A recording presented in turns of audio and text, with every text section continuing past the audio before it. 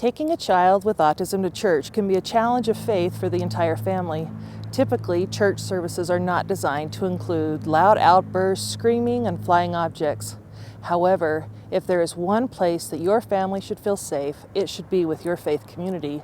Do not wait for your religious leaders to know how to deal with your child and the challenges you are facing. You need to meet with your faith leaders and educate them about autism and how it affects your child and your family.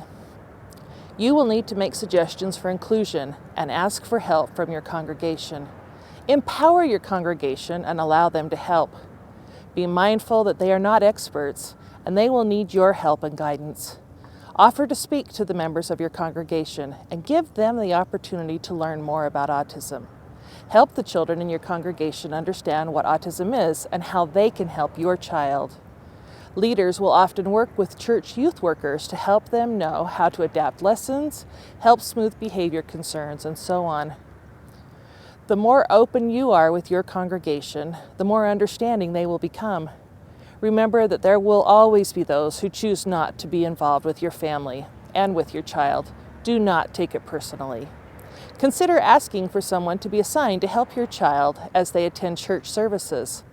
It may be too much to expect a teacher to be able to include your child without some type of assistance. Consider giving an older child with autism a job that they can complete while attending church. Surviving a church service takes planning. It's not all or nothing. If you only make it through a portion of the service, that's okay. Just be careful not to reinforce inappropriate behaviors. Consider asking that a special pew be assigned for your family. Give your child and yourself short-term rewards through the service. Bring reinforcements. Keep your expectations realistic and pray. Pray for yourself. Pray for patience and guidance. Remember to serve others. As you serve others, you will be able to become more aware of people's needs and be more willing to accept the help of others. Several years ago, we started having a lot of problems going to church and being able to maintain a semblance of normalcy.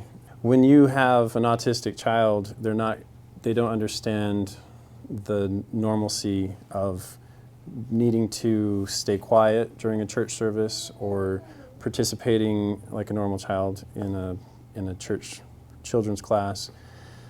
We had the opportunity to have an actual person assigned to our child to be their aid and support, to help redirect and to guide our oldest child, who is nonverbal and very prone to stimming.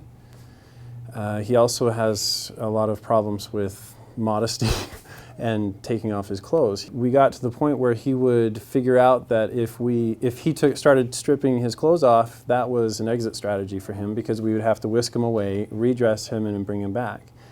And eventually, during church service, he found that he was able to manipulate us to the point where if he figured out that he refused to put the clothes back on, that he wouldn't have to stay at church. One day we got to a breaking point where Chandler refused to keep any of his clothes on.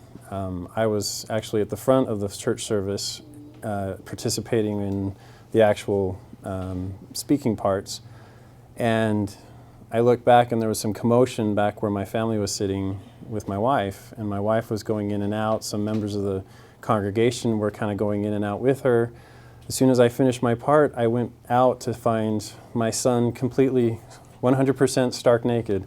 After I'd put his clothes back on to where he could be decent enough for me to march him around the hallway so we could go out to the car, I didn't even look at him or make eye contact, but just marched him next to me. And I could feel the stares of some women in the hallway in complete disdain and surprise. And I knew that my son was in a certain state of undress, but I didn't think that it was as bad as when I looked down and realized that he was walking with his pants around his ankles.